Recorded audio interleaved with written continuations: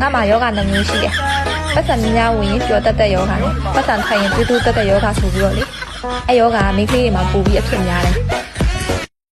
တစ်တော်ထဲမှာအဖက်တင်နေမှုလို့လှနေတာပါကွာလို့ပြောတဲ့သူတွေအပြင်မှာလာကြည့်လိုက်ယူတောင်းသွားအောင်ဝါလန့်ပြီးတော့哎呦我的妈！ဘဝမှာဘသူ့ကိုသဘောအကျဆုံးလဲလို့ဆိုရင်ကိုယ့်ကိုယ်ကိုသဘောအကျဆုံးပဲ။ဘာဖြစ်လို့လဲဆိုတော့ဘသူ့ကိုမနာလို့စိတ်မရှိတယ်လို့ဘသူ့ကိုမှလည်းအထင်သေးသေးမရှိလို့ပဲ။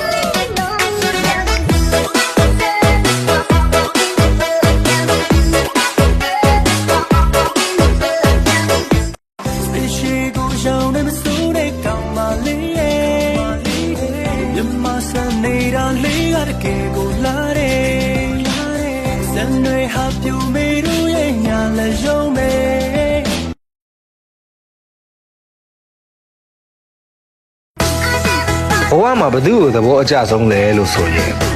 ကိုယ့်ကိုယ်ကိုသဘောအကျဆုံးပဲ။ဘာဖြစ်လို့လဲဆိုတော့